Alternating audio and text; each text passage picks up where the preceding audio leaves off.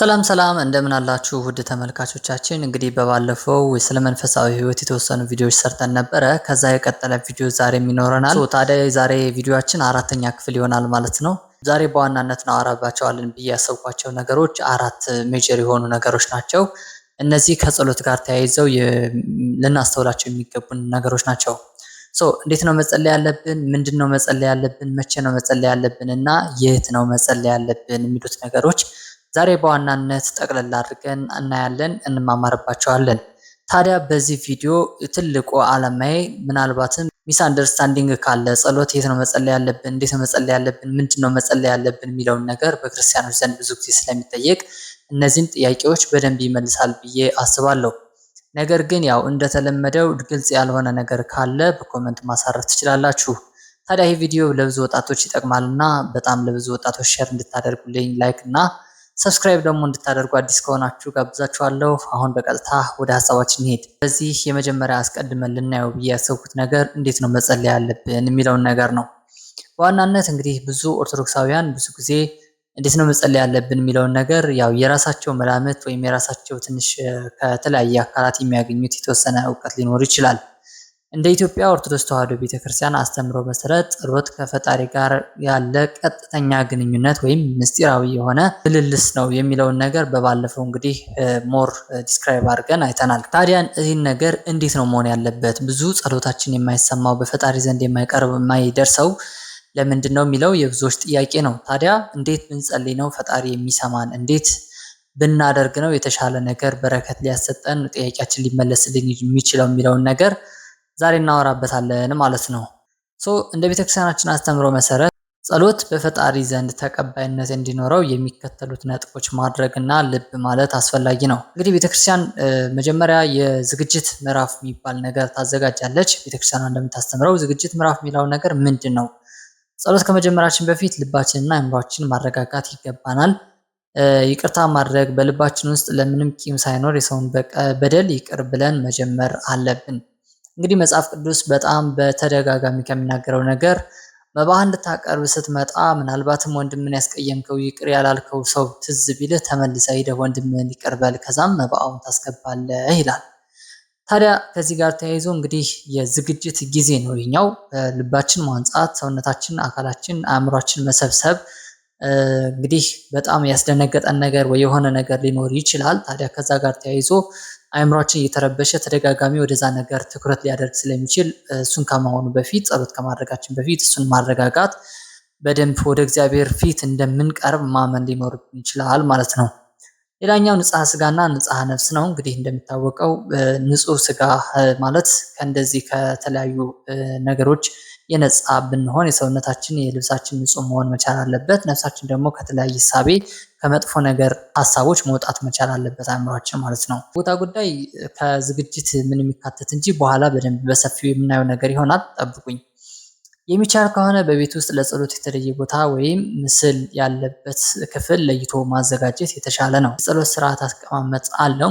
እንዴት ነው መሆን ያለበት የሚለውን ነገር ወደ ምስራቅ መዞር። እንግዲህ ቤተክርስቲያናችን የምታስተምረን ወደ ምስራቅ ዙረን እንድንጸልይ ነው። ይህም ደግሞ ትልቅ ምስጢር አለው። ጌታችን ኢየሱስ ክርስቶስ ዳግም ሲመጣ በምስራቅ በኩል እንደሚመጣ ስለሚታመን ሁልጊዜ ወደ ምስራቅ ዙረን እንጸልያለን ማለት ነው። ሌላኛው ከእመቤታችንና ከክርስቶስ ጋር የሚያያይዛሉ። ምስራቅ የእመቤታችን ፀሐይ ጽድቅ ኢየሱስ ክርስቶስ ብለው ሊቃውንቱም በደንብ አብራርተውበታል። በትርጓሜ ወንጌል መመልከት ይቻላል።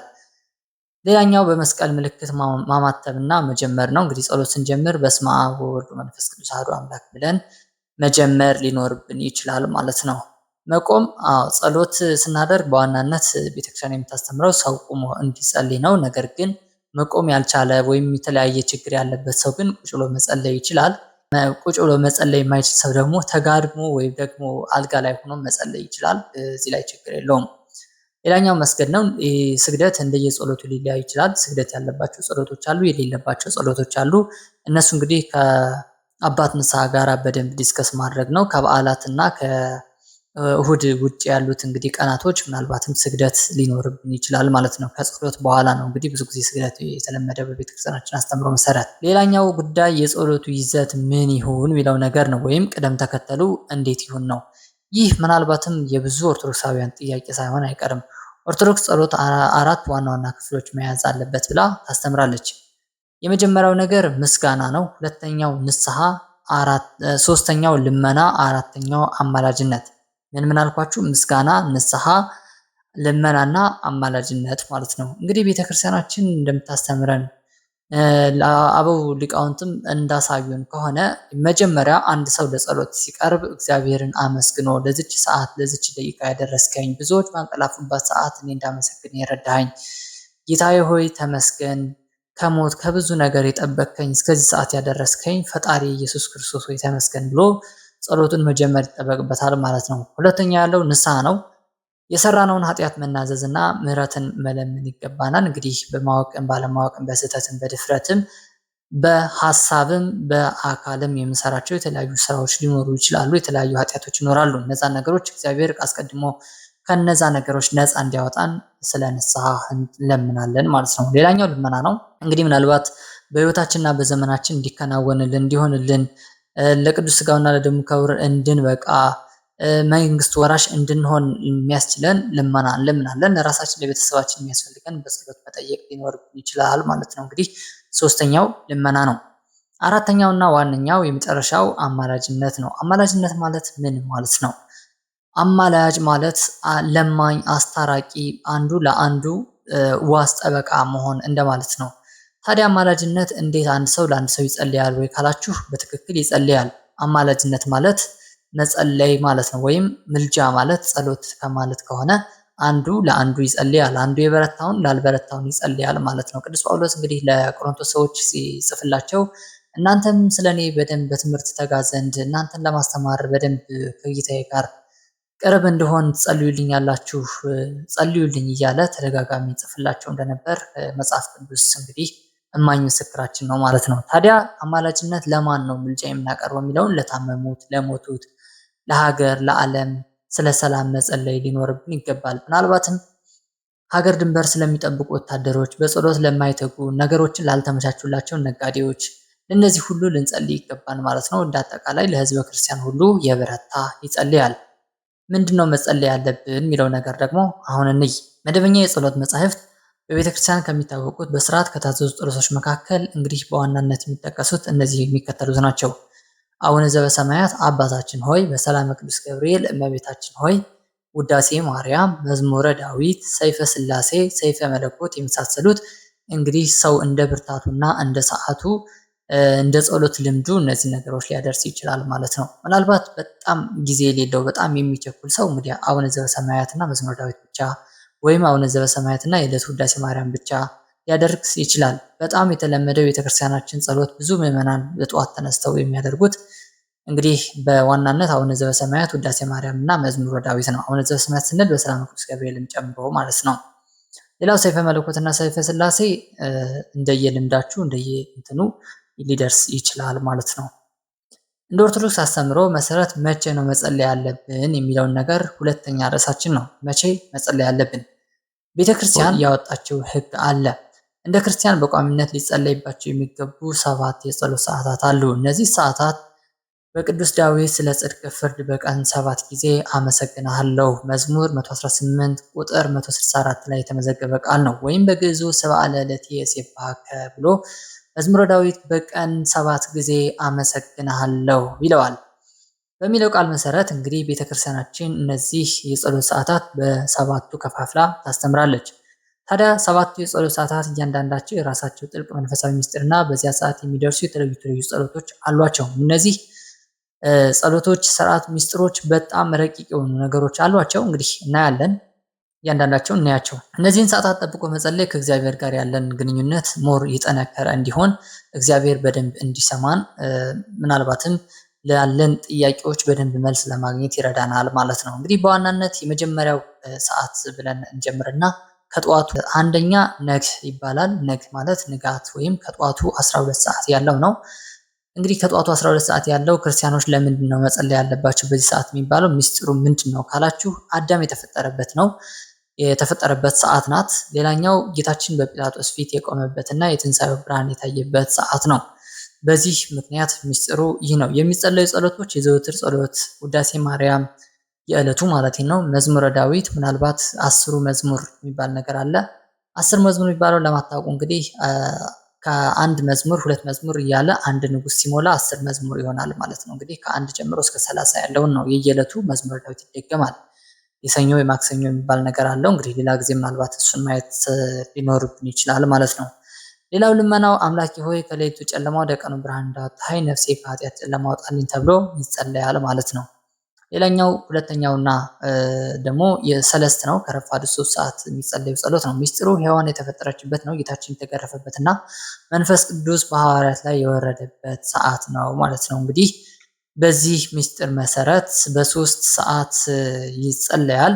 የሚጸለዩ ጸሎቶች የዘወትር ጸሎት፣ መዝሙረ ዳዊት ናቸው። እንግዲህ መዝሙረ ዳዊት ድጋሚ ሁለተኛ ንጉስ እንደግማለን። ያ ማለት ከ31 እስከ 60 ያለው መዝሙር ማለት ነው። ልመናው አምላክ ሆይ ለሐዋርያ የሰጠው መንፈስ ቅዱስ ጸጋ ለእኛም ስጠን የሚል ልመና ሊቀርብበት ይችላል። እንደየሰውም ይለያያል። ቀትር ነው። ሶስተኛ ከቀን 6 ሰዓት ያለው ጸሎት ፕሮግራማችን ነው። እንግዲህ ቤተክርስቲያኗ እንደምታዘው ሚስጥሩ ሰይጣን አዳምን ያሳትበትና ጌታችን ስለኛ ሲል በመስቀል የተሰቀለበት ነው። እንግዲህ በወንጌል ተጽፎ እንደምናገኘው 6 ሰዓት ሲል በጎልጎታ ቀራንዮ ጌታችን ኢየሱስ ክርስቶስ ከሁለት ወንበዴዎች ጋር እንደተሰቀለ ተጽፎ ይገኛል ማለት ነው። የሚጸለዩ ጸሎቶች ምንድናቸው ከተባለ የዘወትር ጸሎት ይደገማል፣ መዝሙረ ዳዊት ይደገማል። ከቁጥር 61 እስከ 80 ያለው መዝሙረ ዳዊት ይደገማል ማለት ነው።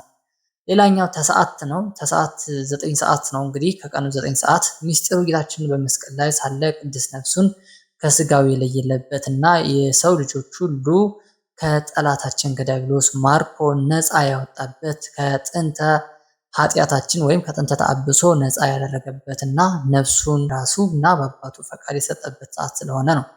ምን አይነት ጸሎት ይደገማል? አሁንም የዘወትር ጸሎት ይደገማል። መዝሙረ ዳዊት ከቁጥር 81 እስከ 100 ያለው ይደገማል ማለት ነው። ሌላኛው ሰርክ ነው። 5ኛ ደርሰናል።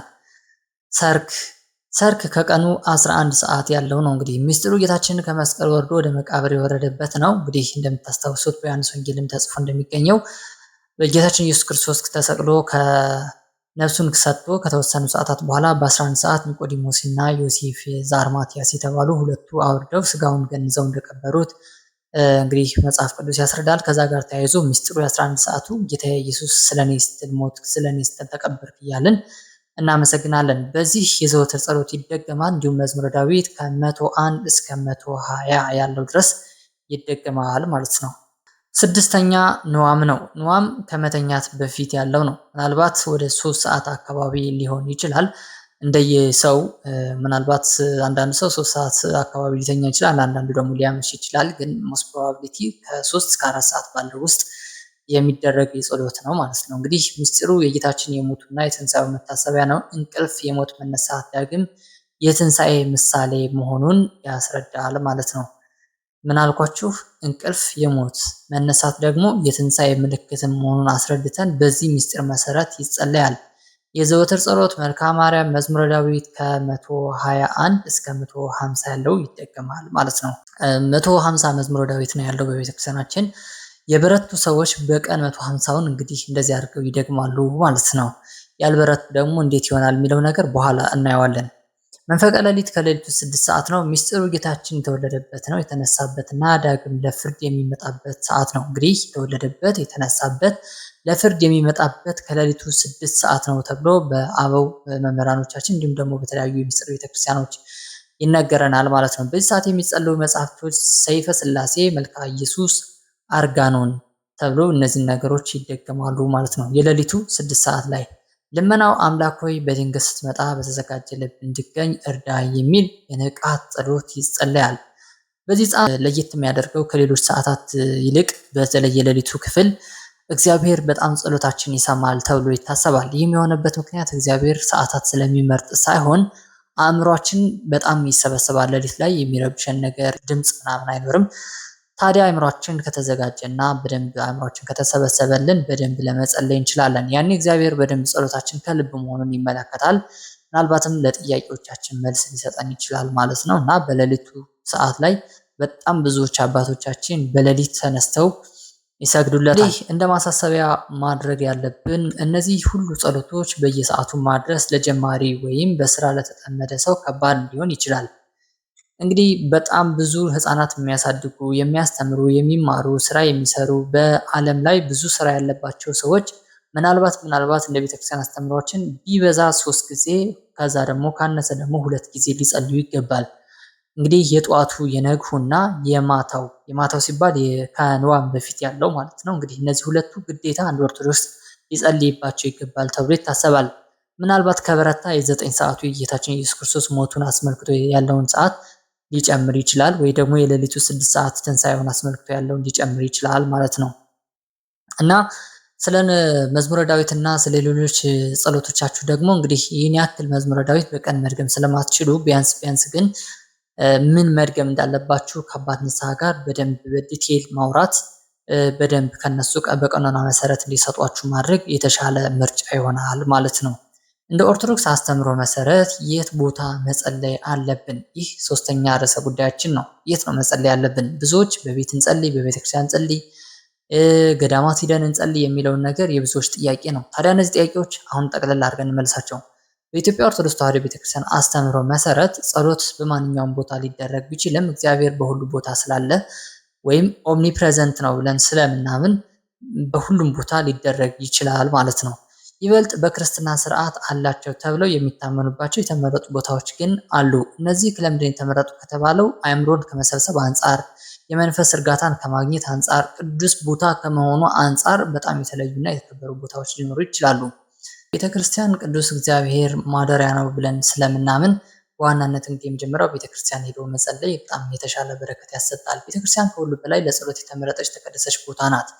ምክንያቱ ቤቴ የጸሎት ቤት ትባላለች። ማቴዎስ 21 ቁጥር 13 ቤቴሰ ይሰመይ ቤተ ጸሎት አንትሙሰ ገበርክሙ ወበአተ ፈያት ወሰረቅት ብሎ ቤቱን እንዳጸዳ መጽሐፍ ቅዱስ ይናገራል። 21 13 የእግዚአብሔር ልዩ ክብር ወይም የታቦቱ ያለበት ቅዱሳን መላእክት የማይለዩትና የክርስቶስ ስጋና ደም የሚፈተትበት ቦታ ስለሆነች ለጸሎት ቤተክርስቲያንን እንመርጣታለን በዋናነት።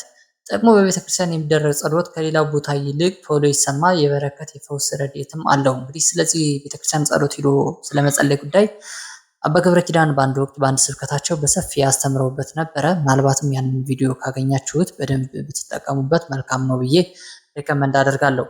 ሌላኛው ሁለተኛው የቤት ውስጥ የጸሎት ቦታ ነው። እንግዲህ የቤት ውስጥ አንድ የተለየ ክፍል ስላድኖ አዘጋጅተን እንግዲህ ስላድኖ የጌታችን ኢየሱስ ክርስቶስ የድንግል ማርያም የቅዱሳኑ ጽላት ያሉበት ንጹህ ቦታ አዘጋጅተን በዛ መጸለይ እንችላለን ማለት ነው። እንግዲህ ቤት ውስጥ እንዴት ነው መዘጋጀት ያለበት የሚለው በቤት ውስጥ ወደ ምስራቅ አቅጣጫ አዝሮ የጌታችን የድንግል ማርያም እና የቅዱሳን ጽላት ያሉበት ንጹህ ቦታ ማዘጋጀት። ከዛ ይህ ቦታ ለጸሎት እንቆም፣ አእምሯችን እንዲሰበሰብ፣ ከዓለማዊ ሀሳብ እንድንርቅ ይረዳናል። ቤቱ ከክፉ ነገርም ይጠብቀናል ማለት ነው። ሌላኛው ከዚህ ጋር ተያይዞ እንግዲህ ምናልባት ከቴሌቪዥን ከድምጽ ያለበት ቦታ ራቅ ቢል የተሻለ ይሆናል። ይህ ደግሞ ምናልባት ህፃናት ካሉ ቴሌቪዥን የሚመለከት ሰው ካለ አንድ ሰው ገብቶ ለመጸለይ ትንሽ ማይመችበት አጋጣሚ ስላለ ማለት ነው። ሶስተኛው ገዳማትና ቅዱሳት መካናት ሂዶ መጸለይ ነው። እንግዲህ ብዙ ክርስቲያኖች ገዳማት በተለይ በበዓላት ጊዜ የፍልሰታ፣ የአብይ ጾም እነዚህ ነገሮች ገዳማት ሂዶ መጸለይ በጣም የተለመደ የብዙ ክርስቲያኖች ልምድ ነው። ምክንያቱም በጽኑ ተጋድሎ ባሳለፉ ቅዱሳን አባቶች እናቶች በረከት የተቀደሱ ቦታዎች ስለሆኑ ብዙ ምዕመናን ለልዩ ልዩ ልመናና ለሱባኤ ወደ እነዚህ ቦታዎች ይሄዳሉ። እንግዲህ ገዳማት ትልቅ በረከት ያሰጣሉ ማለት ነው። በማንኛውም ለአራተኛውና ዋነኛው ነገር በማንኛውም ቦታ መጸለይ ነው። የልብ ጸሎት ተብሎ ይነገራል። እንግዲህ ሁኔታዎች ባይመቻችሁ እንኳን ጸሎት መተው የለብንም። በስራ ቦታ፣ በመንገድ ወይም በትምህርት ቤት ድምፅን ሳያሰሙ በልብ ከፈጣሪ ጋር መነጋገር ይቻላል። ቅዱስ ኤፍሬም በመኝታ፣ በመንገድህ፣ በስራ ሁሉ ጸልይ ብሏል። ቅዱስ ዮሐንስ አፈወርቅም እንግዲህ ቤተክርስቲያን ውስጥ አይደለም ጸሎት እና ቤተክርስቲያን ውስጥ እንደምታነበንበው ቤተክርስቲያን ውስጥ እንደምትጸልየው በገበያና በአደባባዮች መካከል ስትሄድ በልብህ የእግዚአብሔር ስም እየጠራህ የእግዚአብሔር አስተምህሮቱን እያስታወስክ ለራስህ እየነገርከው ሂድ ይላል ማለት ነውና በየትም ቦታ ሆናችሁ በልባችሁ መጸለይ ትችላላችሁ። እንግዲህ ምናልባት ከበረከት አንጻር እነዚህ ቦታዎች የተሻሉ ይሆናሉ አል እንጂ እግዚአብሔር በሁሉ ቦታ ስላለ ከየትም ቦታ ሆናችሁ መጸለይ ይቻላል ማለት ነው። ጸሎት በሚደረግበት ቦታ ሊሟላ የሚገቡ ነገሮች አሉ። አንደኛ ንጽህና ነው። ሁለተኛ ጸጥታ ነው። አራተኛ መቅረዝ ወይም ዕጣን ቢኖር የተሻለ ነው ተብሎ ይታሰባል። ንጽህና የጸሎቱ ቦታ ንጽህና የተከበረ መሆን አለበት። ጫማ አውልቆ መጸለይ የተለመደ የኦርቶዶክስ አስተምህሮ ነው። በተለይ በገጠሪቱ የኢትዮጵያ ክፍል ብትሄዱ ማንኛውም ሰው ቤተክርስቲያን ላይ ሆኖ ሲጸልይ ጫማውን አውልቆ ነው የሚጸልየው። በጣም የሚገርመው ነገር እሱ ነው። እዚህ ከተማ ያው ምናልባት ከውስጥ ካልሆንን በቀር አንዳንዱ ከውጭ የሆነው ብዙ ጊዜ ያው ከነጫማችን ነው የምንጸልየው። እሱም ሌላ ጉዳይ ነው። ሌላኛው ጸጥታ ነው። ካላስፈላጊ ጫጫታና ትኩረት ከሚበትኑ ነገሮች እንደ ስልክ፣ ቴሌቪዥን የራቀ መሆን አለበት። ይህ የተሻለ ነገር ነው። ሌላው መቅረዝ ወይም ዕጣን የሚለውን ነገር ቢኖር በጣም መልካም ነው። እሱ ደግሞ ጥሩ የሆነ ድባብ እንዲኖረው ያደርጋል። ወይም ደግሞ ለጸሎት ስትተጉ አእምሯችሁ የጸሎት ቦታ ነው ብሎ እንዲያዘጋጅ ወይም እንዲዘጋጅ ሊያደርግ ይችላል። በደንብ እንድትነሳሱ ሊያደርጋችሁ ይችላል ማለት ነው። ለምን? ጥሩ ሽታ ስለሚኖረው መዓዛው። እንደገናም መብራት ስታዩ ልባችሁ ህሊናችሁ የመንቃት ነገር ስለሚኖር ያው የቤተክርስቲያናችን ልምድ ስለሆነ ማለት ነው። እንደማጠቃለያ ዋና የጸሎት ቦታ ልባችን ነው። ልባችን ንጹህ ካልሆነ በቤተክርስቲያን ብንቆም ጸሎታችን ዋጋ አይኖረውም። ስለዚህ ቦታ ከማሳመር ጎን ለጎን ልባችን ለእግዚአብሔር ማደሪያነት ማዘጋጀት ይኖርብናል ማለት ነው። ቅዱስ ዳዊት ልበ ንጹሐ ፍጥር ሊተ እግዚኦ፣ አቤቱ ንጹህ ልብ ስጠኝ ፍጠርልኝ ብሎ እግዚአብሔርን ይማጸነዋል። እንግዲህ በመዝሙሩ ይህ ማለት ምን ማለት ነው? ምንም እንኳን የተዘጋጀለን የጸሎት ቦታዎች የተዘጋጁ በጣም የሚያማምሩ ቦታዎች፣ ክፍሎች፣ የጸሎት ቦታዎች ቢኖሩንም ልባችን ንጹህ ካልሆነ ቅን ልቡና ከሌለን ምናልባትም ጸሎታችን ላይሰማ ይችላል። ታዲያ ዋነኛው ነገር በተለይ የልብ ንጽህናን መረሳት የሌለበትና ዋነኛ ጉዳይ ነው ማለት ነው። እንግዲህ ለዛሬ ሰብሰብ አድርገን ይዘናቸው የነበሩ ሀሳቦች እነዚህን ይመስላሉ። በዋናነት እንዴት ነው መጸለይ ያለብን፣ ምንድነው መጸለይ ያለብን፣ የት ቦታ ነው መጸለይ ያለብን እና መቼ ነው መጸለይ ያለብን የሚለውን ነገር በትኩረት ለማየት ሞክረናል ማለት ነው። ግልጽ ያልሆነ ነገር ካለ ቅድም እንዳልኩት መጠየቅ ይቻላል። እንግዲህ የመንፈሳዊ ህይወታችን ላይ ተያይዞ በጣም ብዙ ማድረግ መስራት ያለብን በጣም ብዙ ማወቅ ያለብን ነገሮች ይኖራሉ። እንግዲህ ተከታታይ ይሆናል ብዬ አስባለሁ ትምህርታችን። እናንተ ደግሞ አስተያየትና ሀሳብ መስጠታችሁን ችላ አትበሉ። በደንብ ለብዙዎች እንዲጠቅም እርዱን፣ አግዙን። ታዲያ ለዛሬው በዚህ ቪዲዮ እሰናበታችኋለሁ። በኋላ ሌላ ጊዜ በሌላ ቪዲዮ እስክንገናኝ ድረስ የኢየሱስ ክርስቶስ ፍቅር ከእናንተ ጋር ይሁን። ማራናታ፣ ጌታ ሆይ ተሎና እንላለን።